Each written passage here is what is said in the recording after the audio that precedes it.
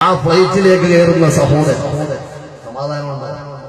സമാധാനമുണ്ടോ? ഏത് കാട്ടാളനാണ് എന്നാലോചിച്ചു നോക്കി. എത്ര വലിയ ഹൃദയം കടുത്തുപോയ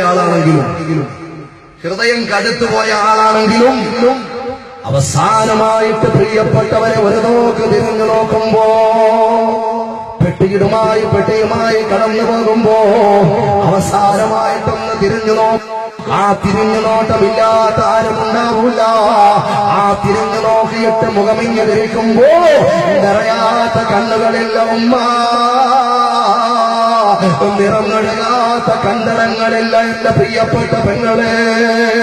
അവര് കരന്നുകൊണ്ട് കൈലേസ് കൊണ്ട് കണ്ണുനീര് തുടച്ചുകൊണ്ട അവരാ എയർ കണ്ടീഷണർ റൂമിലേക്ക് കടന്നു പോകുന്നത്. എന്റെ പ്രിയമുള്ള സഹോദരങ്ങളെ, വിരഹത്തിന്റെ വിഷമത്തിന്റെ ദുഃഖം അത് പറ്റൂല. അങ്ങനെ കടന്നുപോയി ഫ്ലൈറ്റിന്റെ ടൈം എടുക്കുമ്പോ എന്റെ നാട്ടിൽ നിന്നും ഇതാ പറന്നുയരുകയാ. ആ ഫ്ലൈറ്റ് എത്തി ഫ്ലൈറ്റിലേക്ക് അവൻ കയറിയിരിക്കുമ്പോഴും ബസ്സൊന്നും അറിയിട്ടില്ല. ജീവിതത്തിന്റെ അഭിലാഷമായിരുന്നു ഫ്ലൈറ്റിലൊന്ന് കയറണം. പക്ഷേ ആ ഫ്ലൈറ്റിൽ കയറിയിരിക്കുമ്പോഴും കുടുംബക്കാരുടെ ചിന്തയാ, പൊന്നുമക്കളുടെ സംസാരത്തിന്റെ കലവിലാ ശബ്ദമാ, നിന്റെ സിൽക്കാര ശബ്ദമാ. ഉമ്മ നിങ്ങളുടെ നല്ല വർത്തമാനമാ. ഉമ്മ ഉപ്പാ നിങ്ങളോടൊപ്പം നിങ്ങളുടെ മകൻ സംസാരിച്ച സംസാരങ്ങളാ പരിസരത്ത് ഇങ്ങനെ അകമ്പടിയായി വരുന്നത്. ഓർക്കണേ. ആ ഫ്ലൈറ്റിലിരിക്കുമ്പോ ആ ഫ്ലൈറ്റിൽ അങ്ങനെ പറന്നു പോകുമ്പോ അതാ പച്ചപ്പ് കാണുമ്പോ പിന്നെയും രണ്ടു തുള്ളി കണ്ണുനീര്. എന്റെ കുടുംബക്കാരെ നിങ്ങളോട് വിടാ.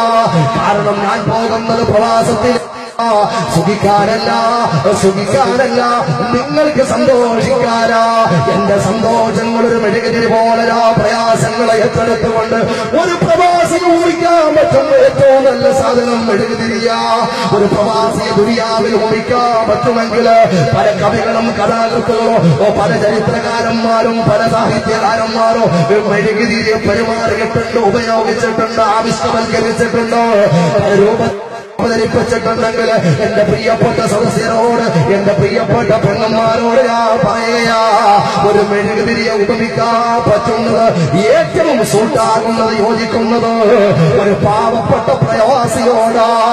കാരണം അവന്റെ യുവത്വമേ, അവന്റെ ഊർജ്ജസ്വതയുള്ള സമയമേ, അവന്റെ കരുത്തുറ്റ സമയമേ, അവന് രോഗങ്ങളില്ലാത്ത സമയമേ, അവന് കുടുംബത്തിന്റെ പരിസരത്തുകൂടി സന്തോഷിച്ച് ുള്ള സമയമേ. ആ സമയമാണ് മെഴുകുതിരി ഉരുകുന്നത് പോലെ അതാ കണ്ണെത്താ ദൂരത്ത് കടലേക്കര പ്രയാസങ്ങളുടെ നടുവിൽ ചെലവഴിച്ചുകൊണ്ട് നിന്നെ സന്തോഷിപ്പിക്കാനല്ലയോ, നിന്റെ മക്കളെ ഊട്ടിക്കാനല്ലയോ, പ്രിയപ്പെട്ട കുടുംബമേ നിങ്ങളെ മുന്നോട്ട് കൊണ്ടുപോകാനല്ലയോ കടമയും കടപ്പാടും പറഞ്ഞാ തീരാത്തതാ പെങ്ങളെ.